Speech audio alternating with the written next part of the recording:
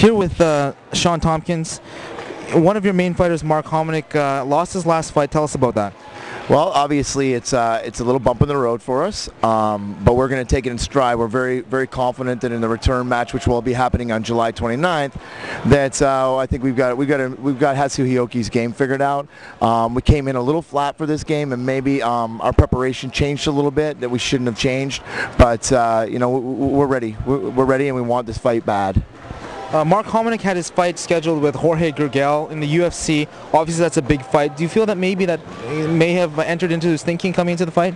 Not at all. Mark isn't that kind of person. He takes one fight at a time, and we actually didn't even speak of that fight until after the fight with Hioki. So I know that wasn't on his mind. It was just one of those things. I mean, people have to understand in the sport that we do, sometimes you can get a bad night, and that's what happened to Mark. I mean, it was a great fight. He fell off his game plan a little bit, and that's what happens. He's still an elite fighter. Still got a lot on his plate. Tell us what your thoughts are on Jorge Gurgel. Well, I think that upcoming fight is going to be a great one for both Mark and Jorge. I think that Hominick is going to do his business and go in and stick to his game plan and come out as a winner. Obviously, I think that Gurgel is going to underestimate Mark on the ground, and if he really wants to stand with Mark, he's in a world of trouble. He really is. What other fighters do you have with fights coming up? I've got Chris Hordeski, who I just entered into the IFL. He's just signed a contract with them, and I'm very excited about that. Myself and Boss Rutan have been working with the IFL since the beginning, and it's going to be a great organization. Rob McDonald, Sam Stout, Mark Hominick, all fighting in the upcoming UFCs, and we got Ultimate Cage Wars coming up in Winnipeg. I got Aaron Trigger fighting on a show out there, so every weekend is a new fight for us. Busy times for you. I want to talk a little bit about the IFL. You're one of the assistant coaches on there. Tell us about your thoughts on the IFL. I think the IFL is the best thing that's come along for the sport ever. They're paying the fighters' salaries.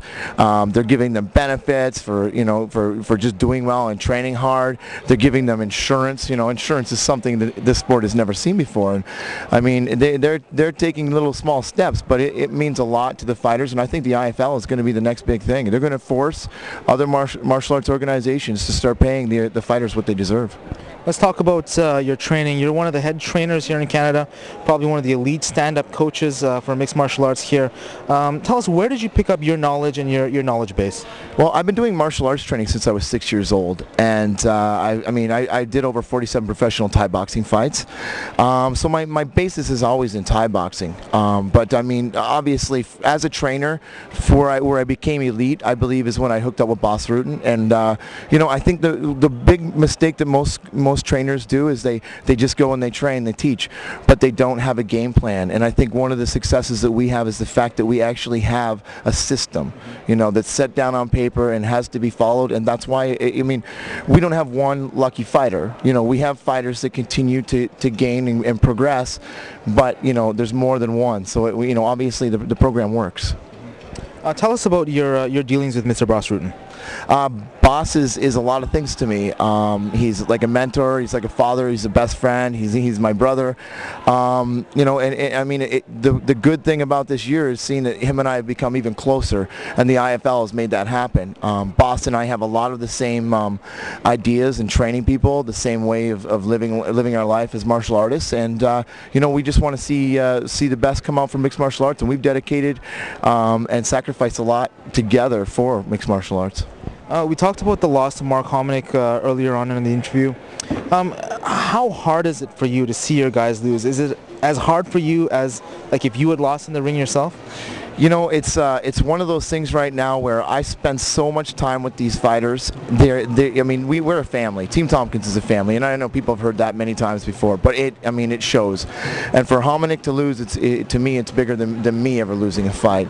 The one thing that I am sure of is when things like that happen, all of us go in twice as hard, and we do it together. Hominick will get his title back, and we'll make sure of it. And that's what makes us successful. We do this together.